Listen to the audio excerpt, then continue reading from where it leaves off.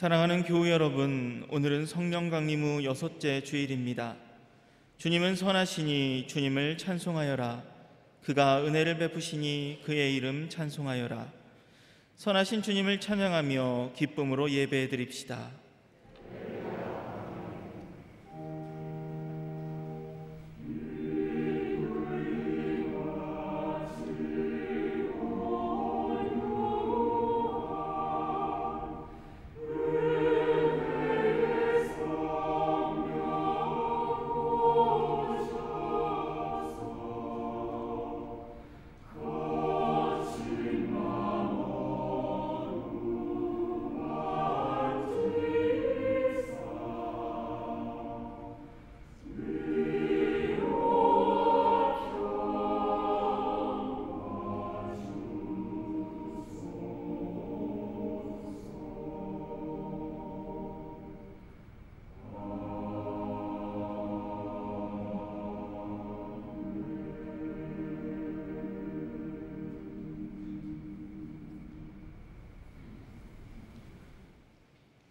주님, 누가 주님의 장막에서 살 수 있겠습니까? 깨끗한 삶을 사는 사람, 정의를 실천하는 사람,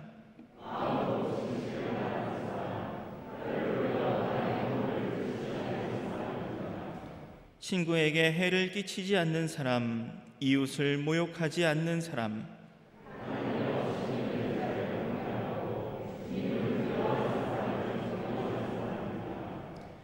맹세한 것은 해가 되더라도 깨뜨리지 않고 지키는 사람입니다.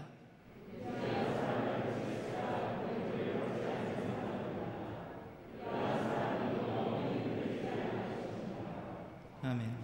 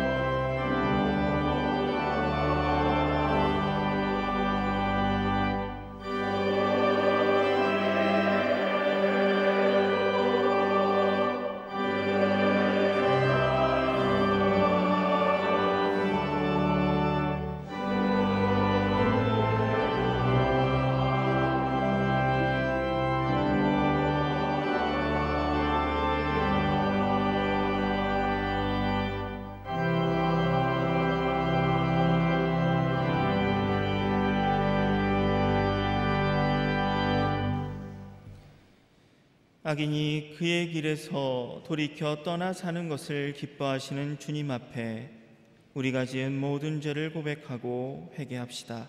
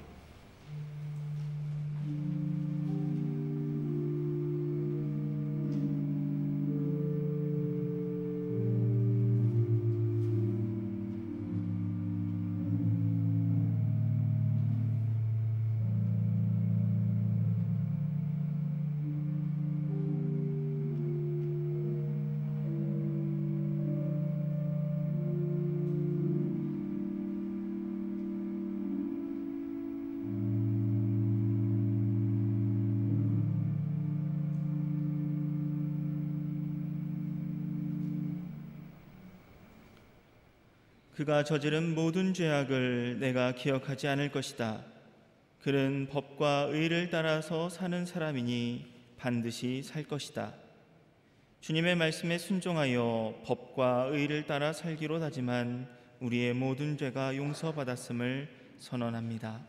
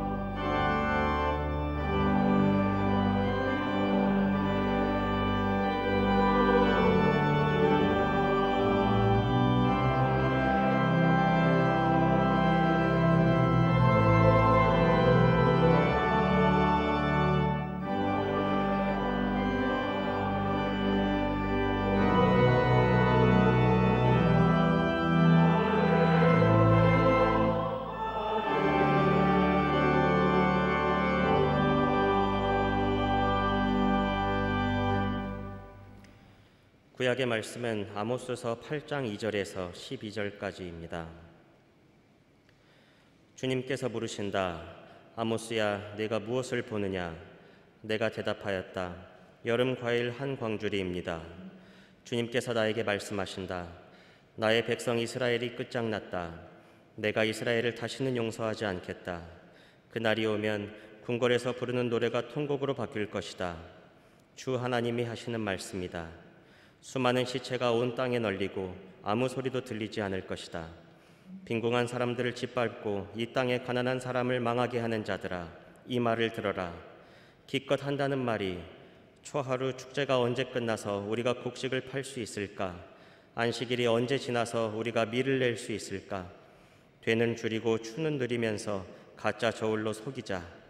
헐값에 가난한 사람들을 사고 신 한 켤레 값으로 빈궁한 사람들을 사자. 찌꺼기 밀까지도 팔아먹자 하는구나. 주님께서 야곱의 자랑을 걸고 맹세하신다. 그들이 한 일 그 어느 것도 내가 두고두고 잊지 않겠다. 그들이 이렇게 죄를 지었는데 어찌 땅이 지진을 일으키지 않겠으며 어찌 땅 위에 사는 자들이 모두 통곡을 하지 않겠느냐. 온 땅이 강물처럼 솟아오르다가 이집트의 강물처럼 불어나다가 가라앉지 않겠느냐. 나 주 하나님이 하는 말이다. 그날에는 내가 대낮에 해가 지게 하고 한낮에 땅을 캄캄하게 하겠다. 내가 너희의 모든 절기를 통곡으로 바꾸어 놓고 너희의 모든 노래를 만가로 바꾸어 놓겠다. 내가 모든 사람에게 굵은 베옷을 입히고 머리를 모두 밀어서 대머리가 되게 하겠다. 그래서 모두들 외아들을 잃은 것처럼 통곡하게 하고 그 마지막이 비통한 날이 되게 하겠다. 그날이 온다. 나 주 하나님이 하는 말이다. 내가 이 땅에 기근을 보내겠다. 사람들이 배고파 하겠지만 그것은 밥이 없어서 겪는 배고픔이 아니다. 사람들이 목말라 하겠지만 그것은 물이 없어서 겪는 목마름이 아니다. 주의 말씀을 듣지 못하여서 사람들이 굶주리고 목말라 할 것이다. 그때에는 사람들이 주의 말씀을 찾으려고 이 바다에서 저 바다로 헤매고 북쪽에서 동쪽으로 떠돌아다녀도 그 말씀을 찾지 못할 것이다. 아멘.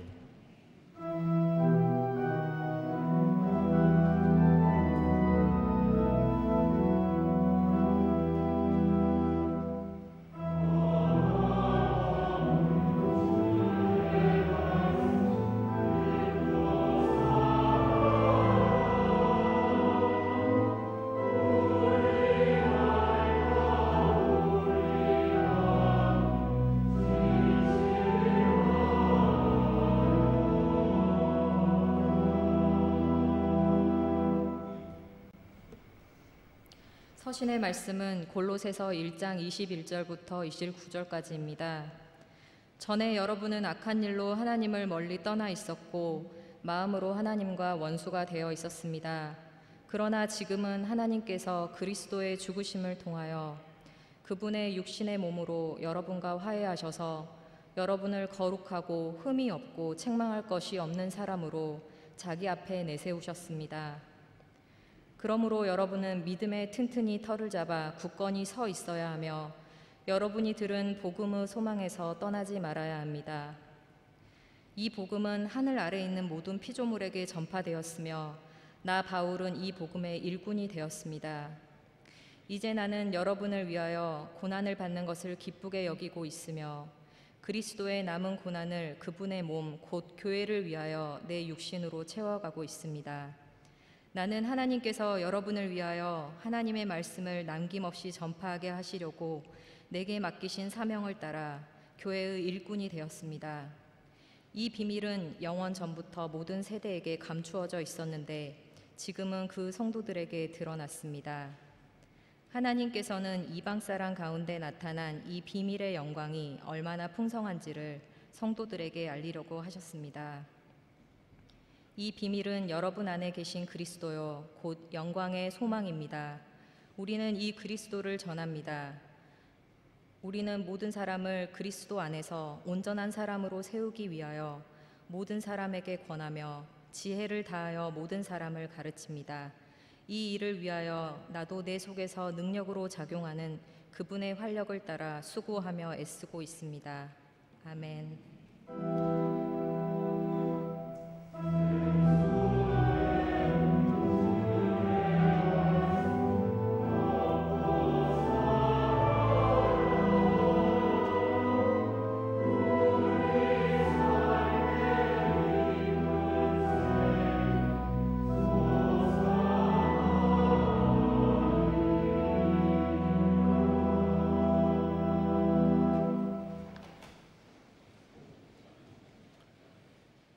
복음의 말씀은 누가복음서 10장 38절에서 42절까지 말씀입니다.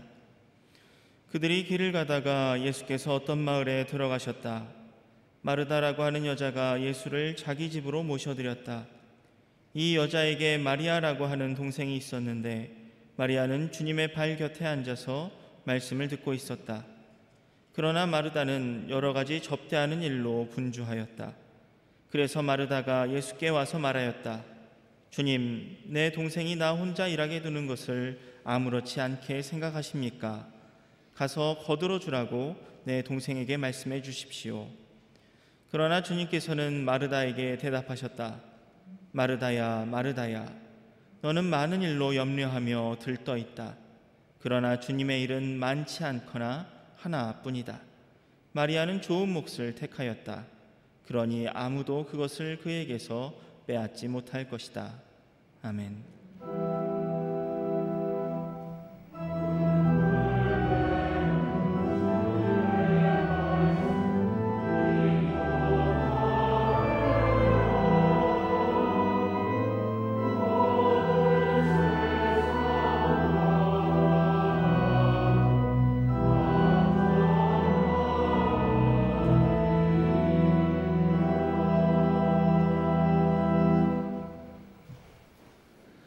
네, 친교와 소식 시간입니다. 오늘은 성령 강림 후 6째 주일입니다.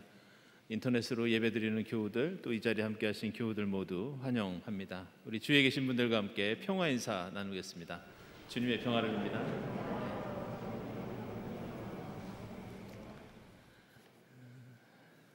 네, 교우 소식입니다. 오규진 손민아 교우, 우리 손민아 교우는 손혁 집사님 성은주 교우 장녀 되시는데요. 24일에 결혼 예식이 있습니다. 축하드립니다. 일시 귀국하신 분 주님께서 지켜주시기를 기원하고요. 우리 박창수 김고은 교우 얼마 전에 결혼하셨는데요. 또 결혼을 감사하면서 오늘 교우들에게 식사 때 떡을 대접해 주십니다. 맛있게 드시기 바랍니다. 그리고 교회 방문하신 분 소개하겠습니다. 먼저 한은송 교우 어디 계시죠? 네, 잠시 일어나실래요?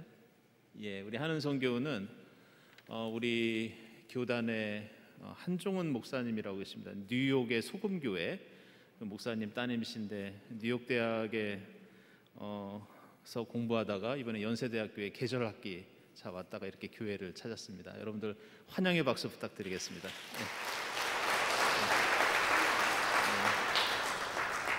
그리고 한 분 더 소개해드리겠습니다. 우리 루터교 목사님이신 베로니카 목사님, 그동안 우리 교회 몇 번 찾으시고 방문하시고 하셨는데 오늘 함께 자리하셨다고 합니다. 어디 계시죠?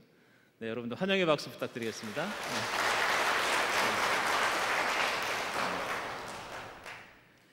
네, 기도회 광고, 화요기도회 요즘 성가대실에서 기도회 모임 갖고 있습니다. 많은 참여 부탁드립니다. 오늘 당회 있고요. 또 세교 교육이 2시 30분에 여신도실에서 있습니다. 다음 주일에는 상반기 재직회가 2부 예배 외 본당에서 있겠습니다. 여신도회 실행위원회도 다음 주일에 있겠습니다. 성경 공부 안내입니다. 성경의 형성사 다음 주일 계속 되겠습니다. 장공 채플실에서 진행됩니다.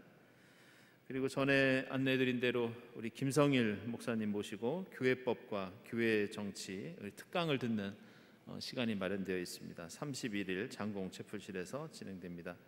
저희가 자료를 준비해야 돼서 여러분들 가능하면 사무실에서 신청해 주시기 바랍니다.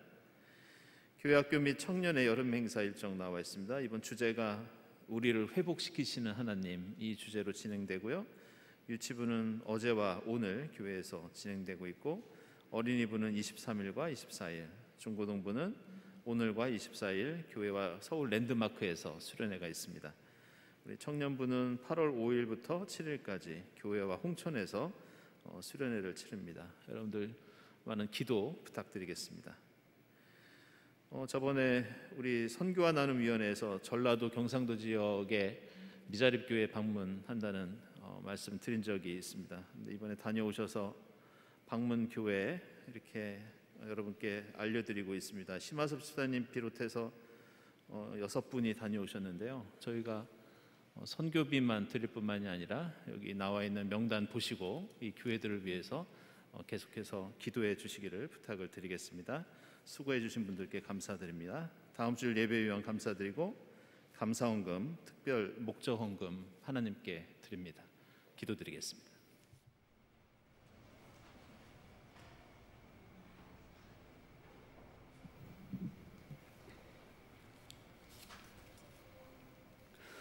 언제나 사랑과 자비가 넘치시는 주님, 오늘 성령 강림 후 6째 주일에 신앙적 상징과 은유가 가득한 경동 성당에서 말씀과 찬양으로 예배드리게 하심을 감사드립니다. 주님의 부르심에 순종하며 드리는 예배가 한결같이 영과 진리로 드려지며 주님에겐 영광이 되고 저희에겐 평화가 이루어지는 은혜로운 시간이 되도록 인도하여 주시옵소서.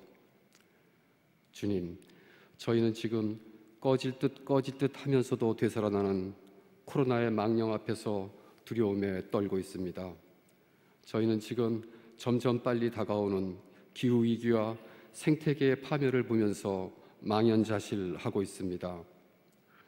저희는 지금 끝이 언제인지 모르는 우크라이나 전쟁과 현실화되는 불황의 그림자 앞에서 어찌할 줄 몰라 합니다.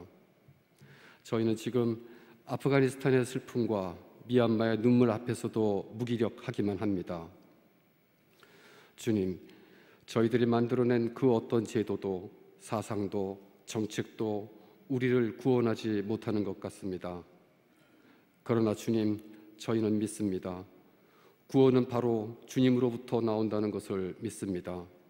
아무리 어려운 상황에 놓여 있더라도 저희가 주님의 이름을 잊지 않고 부른다면, 주님만이 우리의 구원임을 고백한다면, 십자가 보혈의 사랑을 믿는다면, 그 옛날에 주님께서 고집센 이스라엘 백성을 광야에서 가나안 땅으로 인도하셨듯이 주님께서 저희들을 어둠의 광야, 두려움의 광야, 폭력의 광야에서 공의와 사랑, 평화가 넘치는 주님의 영토로 인도하여 주실 것을 믿사옵니다. 주님, 저희 교회는 우리를 회복시키는 하나님이란 주제로 교회 학교와 경동 청년의 하계 수련회를 준비 중에 있사옵니다. 저희들의 교만과 탐욕으로 끊어진 생명의 관계망이 어떻게 다시 연결되고 회복될지를 생각하고 배우는 소중한 시간이 되길 바라오며, 이를 위해 수고하는 교회학교 선생님들의 땀방울이 다음 세대의 미래를 바꾸는 결실로 맺어지길 원하옵니다. 주님, 새로 시작한 성경 공부에 보다 많은 교우들이 참여하여 성서를 보는 새로운 시각을 갖게 되고 신앙의 뿌리가 더 깊어지는 감동의 시간을 함께하길 원합니다. 새로운 가정을 이루는 교우들에게 특별한 은총을 내리시어 언제나 사랑과 평화가 넘치며 주님을 중심으로 모시는 가정이 되도록 이끌어 주시옵소서. 여행 중에 있는 교우들의 건강을 지켜주시며 교인들을 대접하는 아름다운 손길을 기억하여 주시옵소서. 경동의 마음을 모아 드리는 성가대 찬양을 홀로 받으시옵고, 이명섭 담임 목사님의 말씀으로 저희의 영의 눈이 더 맑아지고 깊어져 말씀 속에 살아계신 하나님을 볼 수 있도록 인도하여 주시옵소서. 무더위로부터 다시 유행할 조짐을 보이는 코로나로부터 경동 가족의 건강을 지켜주시길 바라오며, 이 모든 간구를 우리 주 예수 그리스도의 이름으로 드립니다. 아멘.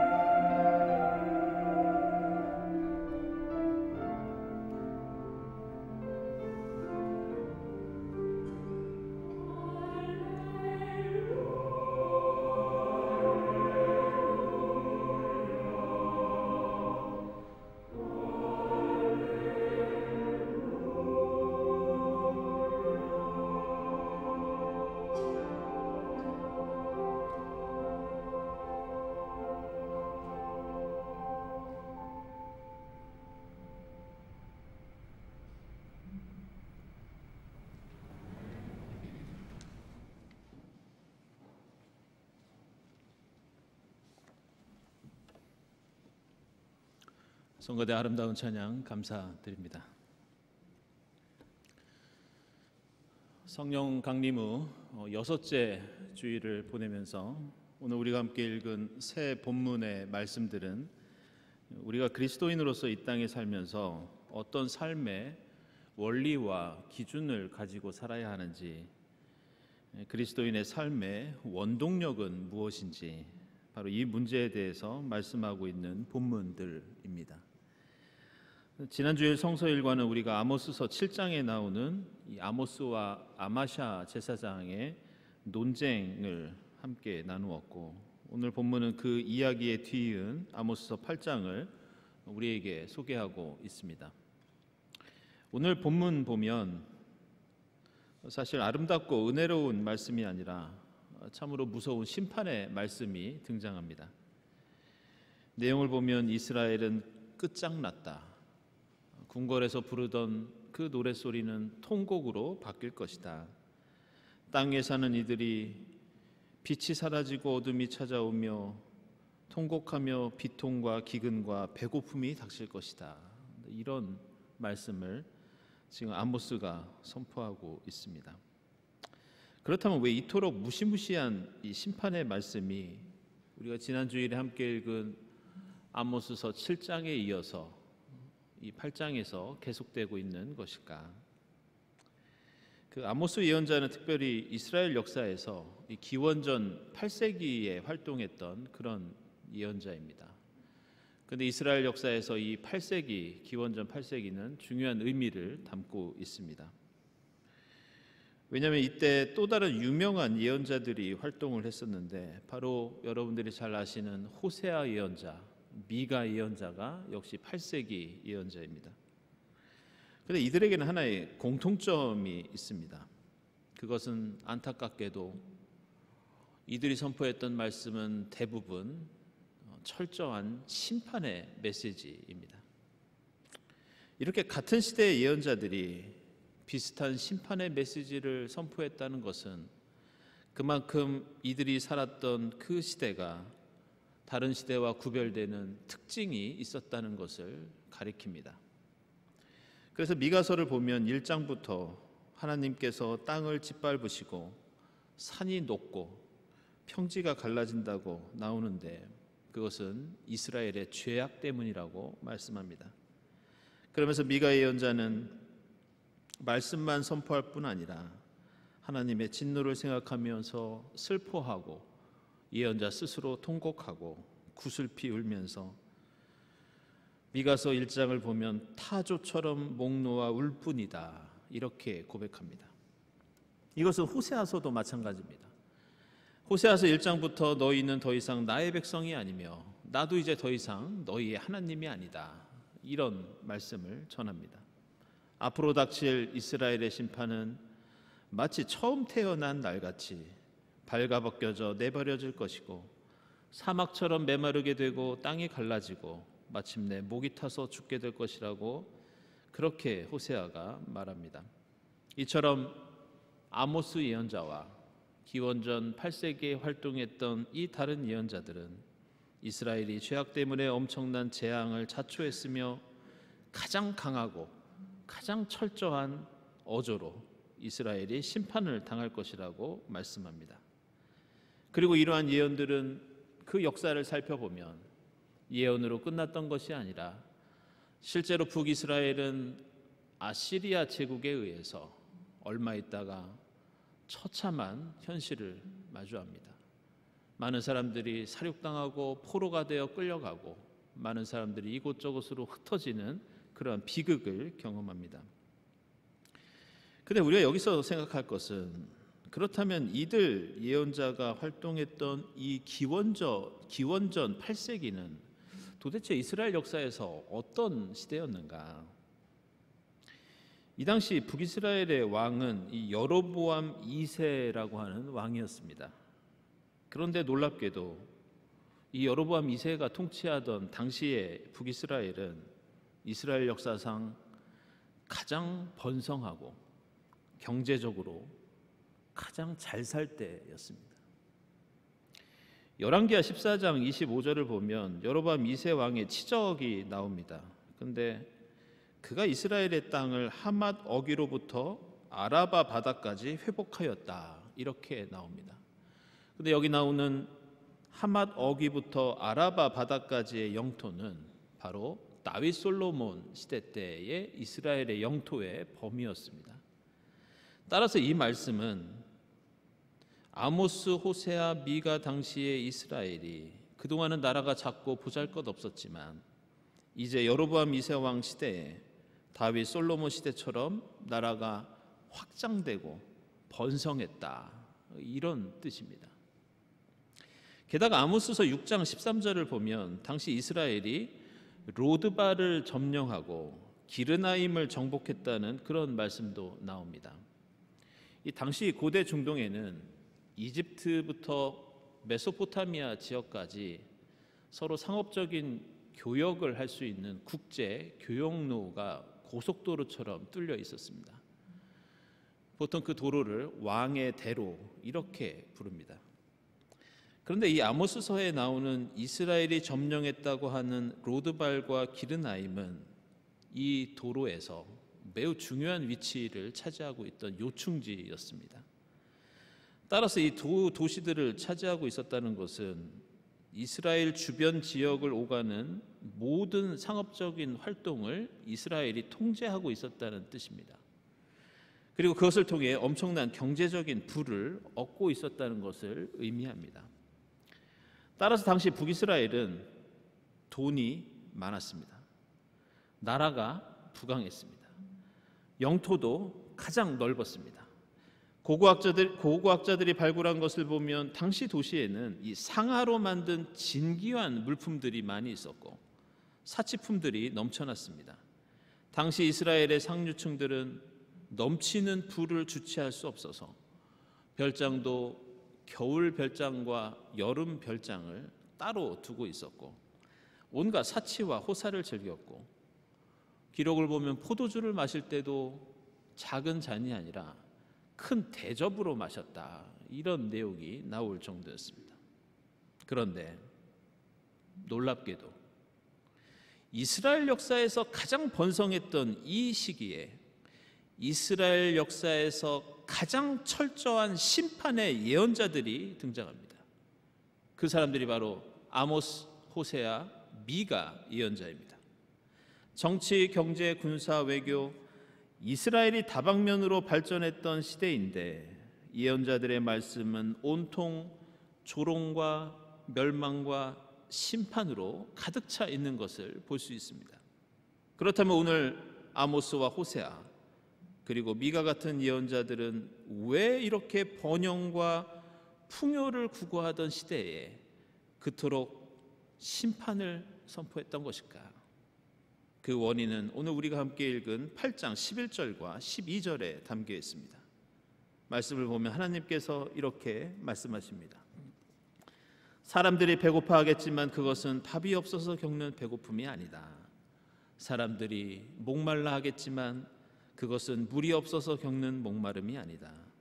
주의 말씀을 듣지 못하여서 사람들이 굶주리고 목말라 할 것이다.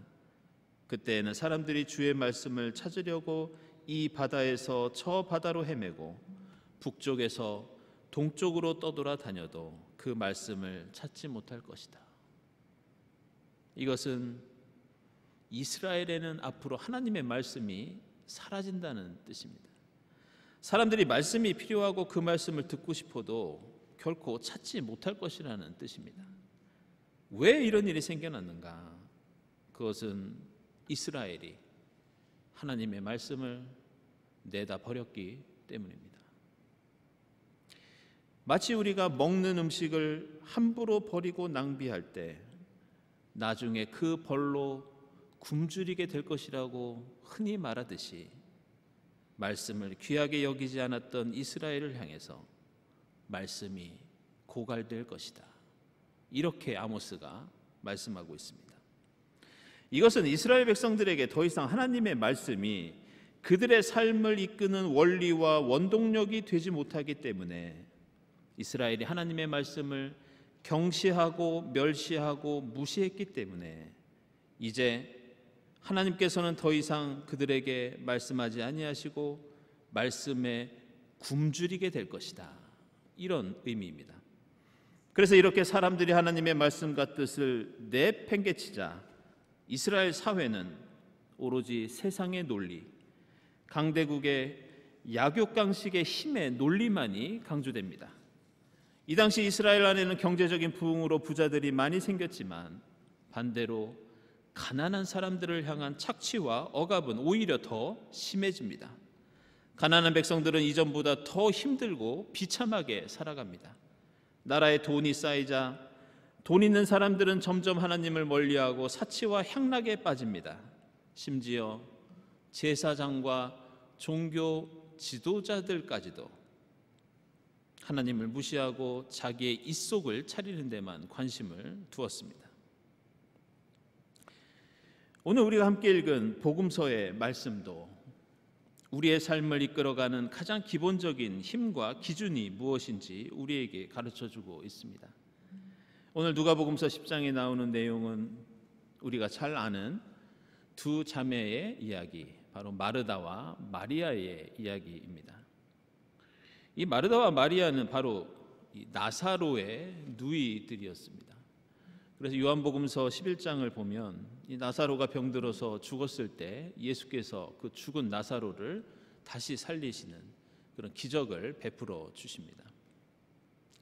예수께서는 이 일로 이 가정의 가족들과 특별히 가깝게 지내셨는데, 특별히 공생의 기간 동안 이곳저곳을 다니시다가 쉴 데가 없을 때는 이 가정에서 머물렀던 것으로 보입니다. 오늘 본문도 어느 날 예수께서 예루살렘을 향해 가시다가 날이 저물어 거할 데가 없으셨을 때 마르다가 예수를 집에 모시면서 그 이야기가 시작됩니다. 예수께서 이 가정에 계셨을 때 오늘 본문 보면 마리아는 예수의 발 곁에서 예수의 말씀을 듣고 있었다, 이렇게 나옵니다. 하지만 언니 마르다는 예수를 대접하기 위해서 바쁘게 부엌에서 일을 하고 있었고, 또 마리아가 음식 만드는 일을 거들지 않고 예수께 말씀만 듣고 있자 이렇게 핀잔을 합니다. 주님, 내 동생이 나 혼자 일하게 두는 것을 아무렇지 않게 생각하십니까? 가서 거들어 주라고 내 동생에게 말씀해 주십시오. 아마도 마르다는 자기 혼자 힘들게 일하는 것이 언짢았던 모양입니다. 그렇다고 동생에게 직접 화를 내기는 그렇고, 예수께서도 옆에 계시기에 이렇게 애둘러서 요청을 했던 것으로 보입니다. 그런데 예수께서는 마르다의 이런 청을 들어주시지는 않고 이렇게 말씀합니다. 너는 많은 일로 들떠 있다.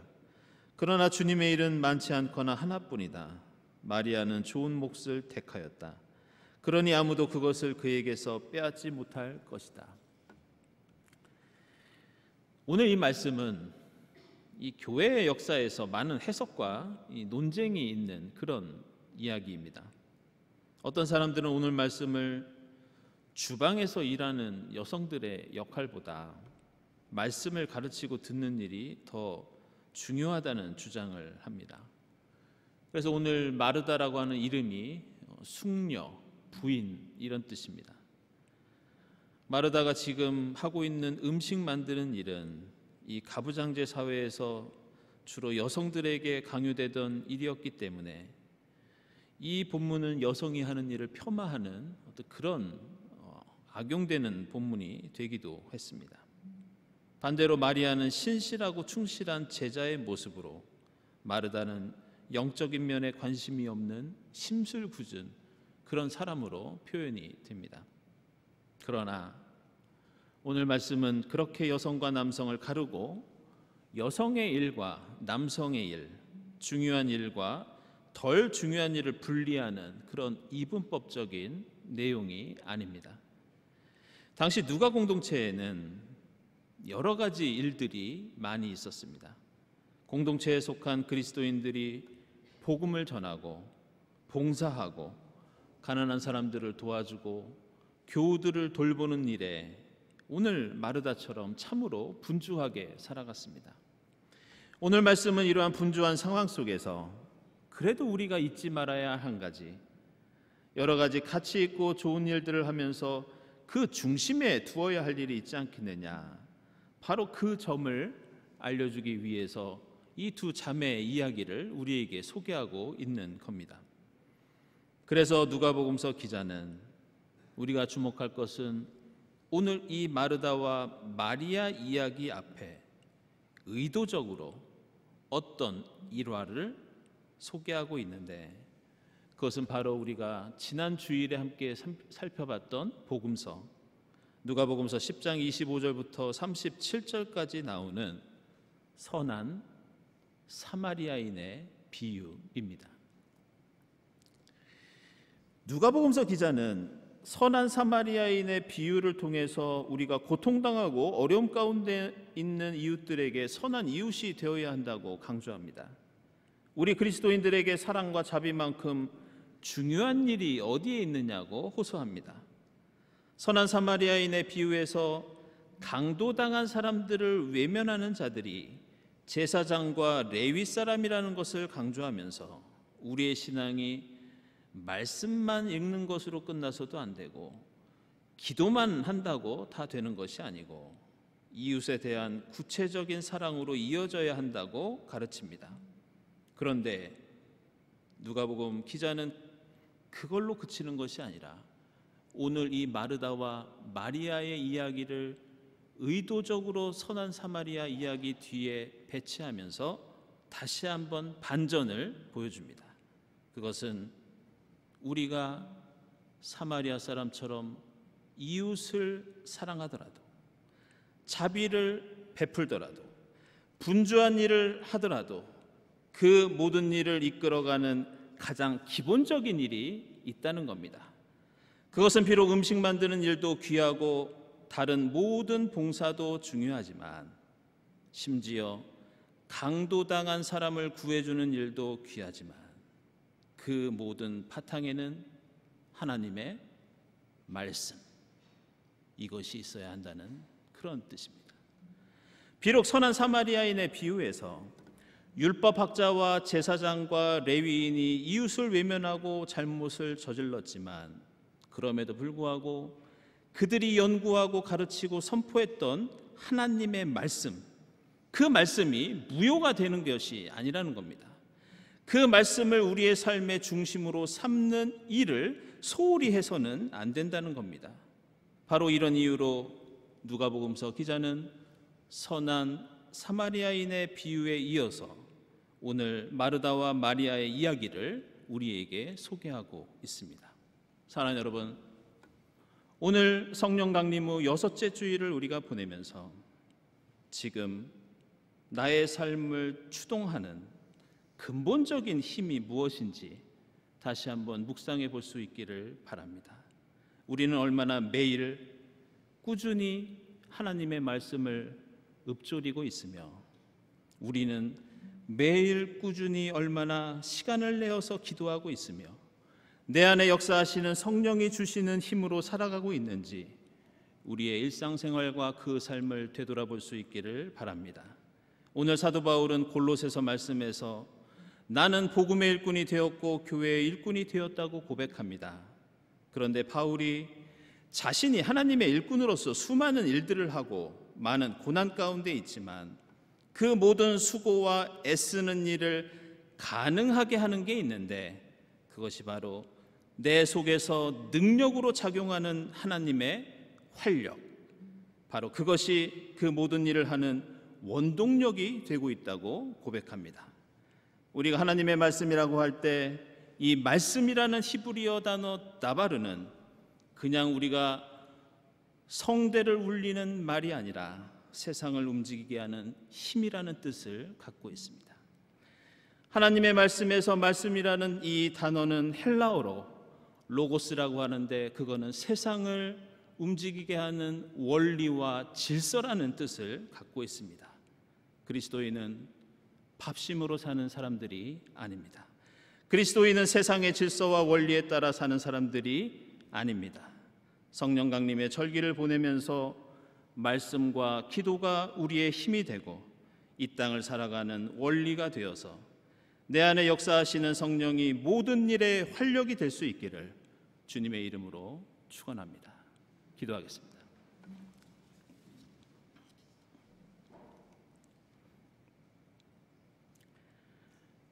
하나님, 감사합니다. 저희가 주의 말씀을 묵상할 때 주님 음성을 들려주시고 기도할 때 사랑으로 응답해 주시니 감사합니다. 그 말씀, 그 기도가 저희 삶에 힘이 되게 하시고 이 땅을 살아가는 원리와 능력이 되게 하옵소서. 사도 바울의 고백처럼 성령의 역사하심이 우리의 모든 수고와 애쓰는 일에 능력으로 작용하는 활력이 되게 하옵소서. 예수 그리스도의 이름으로 기도드리옵나이다. 아멘.